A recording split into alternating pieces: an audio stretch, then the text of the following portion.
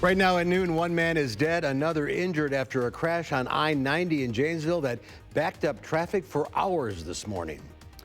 And on the one-year anniversary of the historic flooding in our area, we're looking at a Middleton school's recovery process.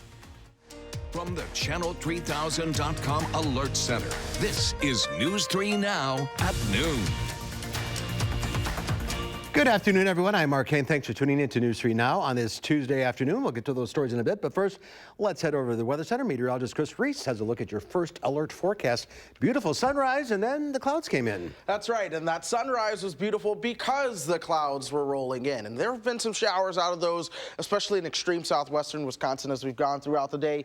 It is not raining here in Madison right now, but this just goes to show you how low the cloud cover is hanging. This is our station camera, well within that cloud cover, and here's visible cloud track, just kind of showing you that blanket of cloud cover we had. But check out what's happening in between two areas of cloud cover. There's going to be a little bit of clearing, so we will see some peaks of sunshine as we move into the afternoon. Here is radar. Now, a lot of the rain you're seeing over southeastern Wisconsin is not exactly reaching the ground, but that was a part of a complex of showers and storms over Iowa that is now pushed mainly southward into Illinois. There's another one up towards the Twin Cities that's been moving towards the south, but that one's going to be dying as it does so. But the cloud cover has kept those temperatures just a bit cooler. 75 right now, winds out of the south and southeast at 13 miles per hour. A lot of folks are into the mid 70s, even some upper 60s, still showing up where that cloud cover was at its thickest. But as we go through the next 12 hours, I think we'll gradually warm up just a bit, but I don't think we're going to hit 80 anymore today. Look for our highs to be a bit cooler, right around 78. We'll still turn partly sunny this afternoon with a slight chance of a shower. Of course, we'll keep you guys up to date going through the show. A little humid out there as well. It is a little bit humid, Mark. Yes, so we're going to keep that around today. We'll check back in a few minutes. Thank you. New at noon, a 23-year-old Milton man is dead after a crash on the interstate in Janesville. This happened around 5 o'clock this morning at Avalon Road. DOT officials said a Ford pickup truck hit the back of a semi. The truck became disabled in the left lane, and moments later, a Chevy Silverado rear-ended it. The Chevy driver was killed. The 34-year-old Madison man in the pickup truck was injured. Their names are being withheld until family members are notified. The crash forced all southbound lanes and one northbound lane at the Highway 11 Racine Street exit to be closed, causing more than 5 miles of backups. It took nearly 4 hours to clear the scene. Well, if you walked into the Primrose School in Middleton now, everything is pristine, but just a year ago, the space was unlivable after historic rainfall. The inches of rain that drenched Middleton seeped into all 11 classrooms last August, destroying much of the early education and care center, displacing the 150 students and staff there. Owner Amanda Keenbaum managed to keep her business running by moving operations over to Black Hawk Church for 2 months while the damaged building was being renovated. She says that community support helped carry her through. It was hard. It was hard. It was stressful. It was sad, as simple as that word is. It just was. But then you become brave because you have this team of support and this family, this Primrose family, that truly rallied around us to bring us to where we are today. Primrose reopened in October, but the building is still undergoing minor renovations. Out of the 150 students enrolled, only 5 left after the flood. And we will have continuing coverage today on this one-year anniversary of the historic flooding. We're covering some of the hardest hit areas like Black Earth, Mazomanie, and the Pheasant Branch Conservancy. See how they're struggling and recovering today on News 3 Now. New video of 3 people caught on camera riding electric scooters on the interstate in Milwaukee. The group said they were misguided by their GPS. Up until now, the biggest problem for Milwaukee has been people riding on the sidewalks instead of the streets. It led the mayor to temporarily suspend the program and warn residents that if they don't start following the rules, the scooters can disappear. For all of the work the city has done to get the word out about being safe on the scooters, the message obviously isn't reaching everyone. We obviously don't give an intelligence test before people take these things out. People have to use a little common sense here. And if you're taking a scooter on the expressway, you're not using common sense. A sheriff's deputy pulled them over and drove them to safety. They were each cited more than $200. Meanwhile, Marquette University and UW-Milwaukee have announced that they are banning electric scooters. Students will not be allowed to ride them on sidewalks or walkways. Marquette says it's concerned for student safety. Anyone caught breaking the rule will be fined $86. Scooters left on campus will be impounded. However, universities can't stop people from riding on public roads around campus. We're getting a look now at dash cam video capturing a wild cross-country chase involving a suspected drug dealer. It started on I-41 in Ashwaubenon. The red truck flies past a Brown County Sheriff's Squad car.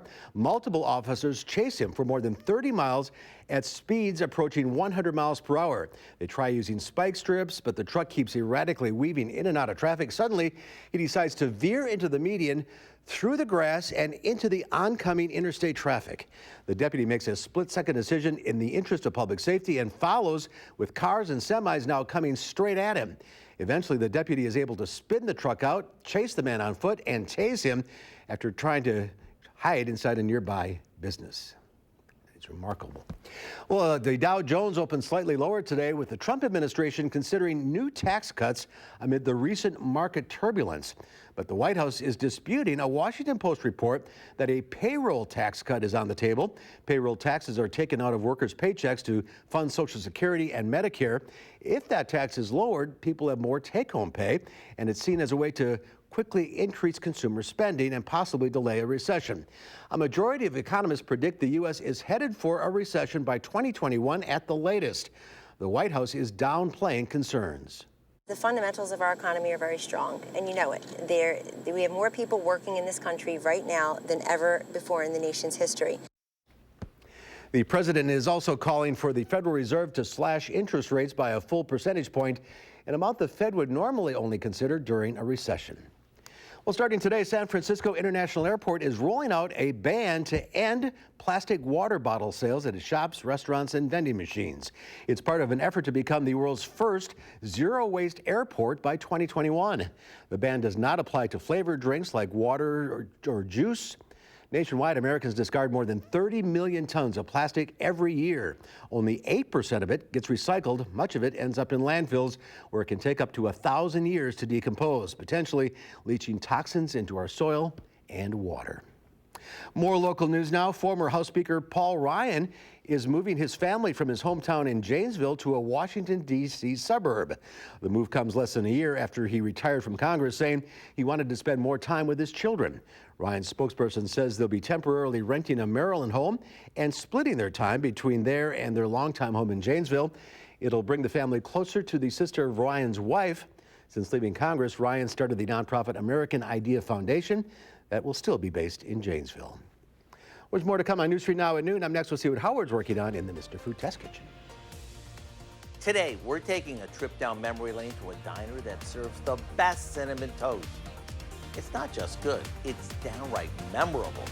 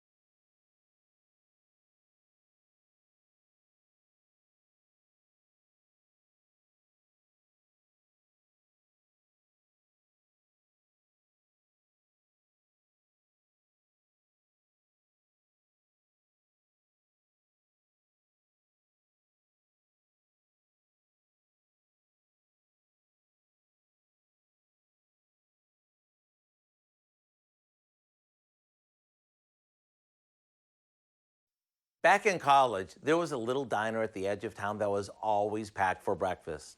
Besides having killer omelets that were practically the size of my head, they were also known for their homemade cinnamon bread that was thick cut and toasted on their griddle. Well, they made theirs from scratch. We've come up with an easy shortcut version that's cinnamony delicious. Ours starts out by unrolling a tube of refrigerated French bread dough onto a cutting board. You want to do this gently so you end up with a rectangle, like this. Next, we brush this with some melted butter and sprinkle on a generous amount of cinnamon sugar. On top of that, we add some raisins, or if you prefer, dried cranberries, cherries, or you can mix and match your favorites. Now we roll this up and place it in a loaf pan and let it sit at room temperature to rise for a bit before we bake it off. After it cools slightly, we drizzle it with a quick throw-together vanilla glaze.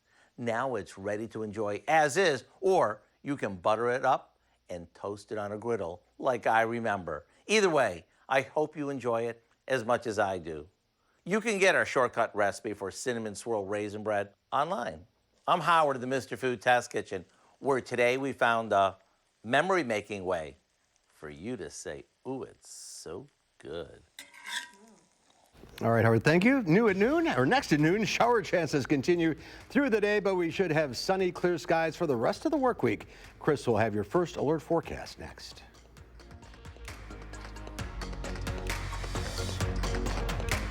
There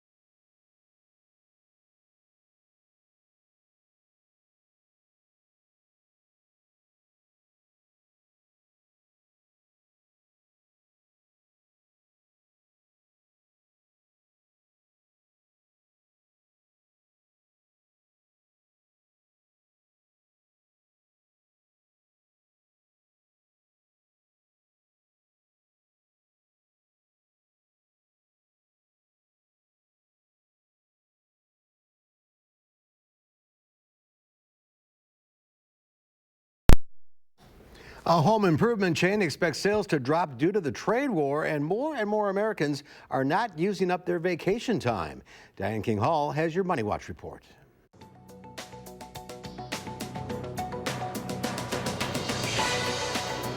Home Depot is sounding the alarm about the potential impact of the U.S.-China trade war. The nation's biggest home improvement retailer lowered its sales outlook for the year, citing the trade war. Its latest earnings did beat expectations at nearly $3.5 billion, but sales fell short at $30.8 billion. Hundreds of jobs are heading to the chopping block at U.S. Steel, but the company says they are temporary cuts. According to Reuters, U.S. Steel will be laying off up to 200 workers at a production facility in Michigan. The company cited weaker demand and lower steel prices. Now, it's happened to more than half of smartphone owners. You drop your phone and crack the screen, but if you take it to the wrong place to get fixed, that could void the warranty. 20 states are now considering a right to repair bill, giving consumers more latitude on where to get their devices fixed. And Americans are increasingly leaving vacation days on the table, even though they are receiving more time off. According to research from the U.S. Travel Association, Oxford Economics, and Ipsos, 768 million vacation days went unused last year. That's up from 2017. Of that, 236 million were completely forfeited. All told, 55% of workers say they did not use all their vacation days. And that's your CBS Money Watch report. For more, head to CBSMoneyWatch.com. At the New York Stock Exchange, I'm Diane King Hall. Diane, thank you. At the noon hour, the Dow Industrials down 31 points. The NASDAQ off 10. The S&P 500 down 5. Q106 Farm Director Pam Yankee out of the radio barn. So here are your farm numbers.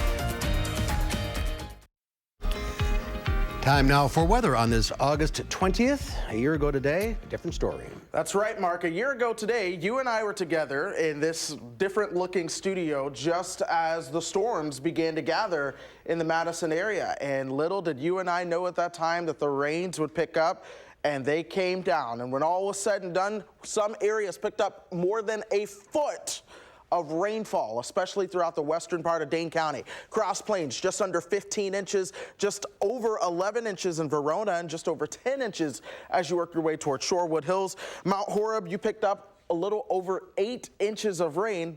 Then there was the airport on the east side of town, which picked up just under 4 inches of rain. And don't get me wrong, that's still a lot. But this amount of rain up here, that's 4 to 6 months worth of rainfall that came down in the matter of hours last year, leading to some historic flooding. And oddly enough, it was one of those summers that was just hot and humid pretty much all summer long, with several heavy rain events. That's because high pressure was parked over the eastern side of the United States. This tapped in to a ton of tropical moisture from the Gulf of Mexico and just pumped it up towards the upper Midwest, where it stayed all summer long, nearly untapped into. Then you had a little dip in the jet stream coming in out of Canada. That spawned a region of low pressure, and it was just strong enough for all of the moisture to pull around that region of low pressure, and that was over southern Wisconsin, where we saw some of the heaviest showers and thunderstorms. Now today, of course, a different story, but we have seen some showers around and even some thunderstorms in the state today. We've had this big complex of showers and storms moving from Iowa over into Illinois. And I want to point out, this is not radar you're looking at. This is satellite, just showing you where those brighter colors are. That's where the taller cloud tops are and where the taller storms will be. Now, a lot of that's starting to move south and east of here, which is good news. And now we can start to get in on the influence of that little area of high pressure that we have in place over the upper Midwest. This will mean we get in on just a little bit more in the way of some sunshine. We could see another disturbance try to dive southward into tomorrow. We may have to watch that for some cloud cover closer towards the state line. But I do think we will begin to clear out. If not this afternoon, we certainly will by the time we get you towards tomorrow afternoon. But here's visible cloud track right now, showing you a lot of the heavier cloud cover moving away and back towards the west.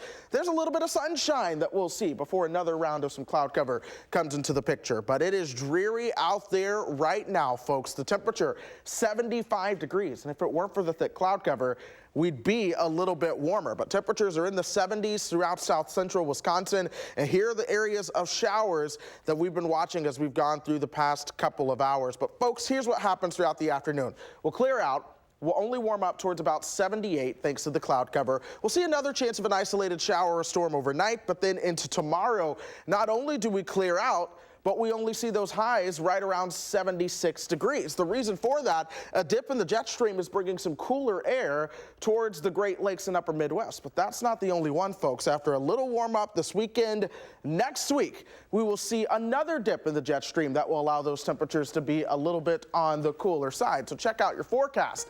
Mid 70s going through the rest of the week and into the weekend. From here, a little warm up where we get closer to 80 and into the 80s Sunday and into Monday. And then we're cooler next week as well. Summer is fading. Summer is fading, if you will, but these are what the temperatures on average are. It's normal. Yeah. Different story today than last year. Yes, it is. All right. Thank you, Chris. Up next at noon, a Michigan assisted living facility is hoping others will follow their lead, helping aging dogs find a loving home. Stay with us.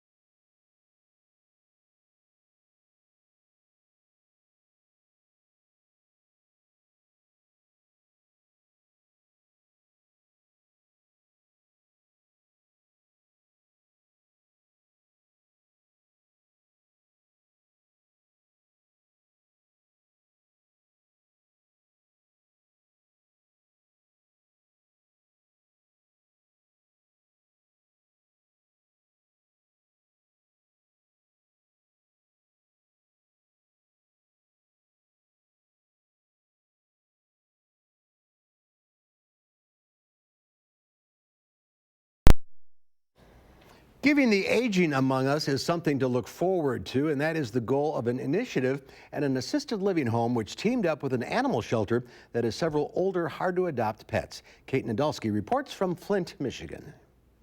I like him. Turkey, huh? Is you a turkey? Barbara Drulart, resident of the landings of Genesee Valley Assisted Living Home, has a more positive outlook on life. Good boy. That's because of Sherman. This is part of healing.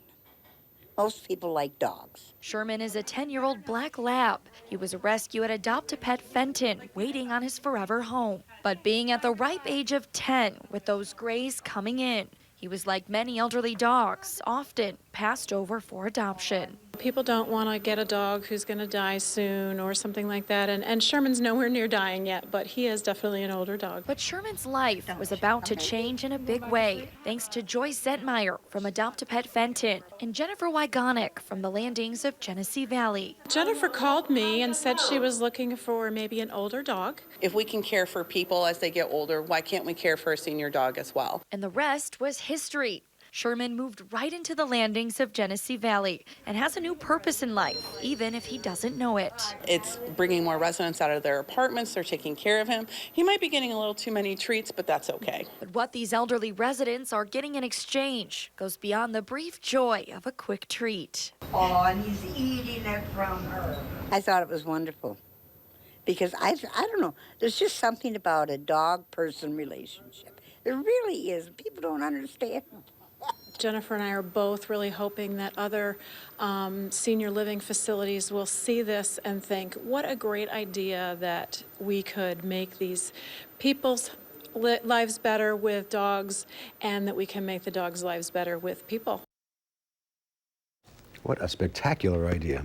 All right, Chris, a final check of the forecast. I think we'll finally start to see some sunshine as the clouds start to roll their way on out of town. The thing is, we'll see a little bit more cloud cover later on this afternoon, along with a little chance of some showers and thunderstorms. But finally, I can say it, the sunshine takes over as we go through the week ahead and into the weekend. All right, that's our time for now. Thanks for watching. We'll see you back here at 4 o'clock. In the meantime, have a great afternoon.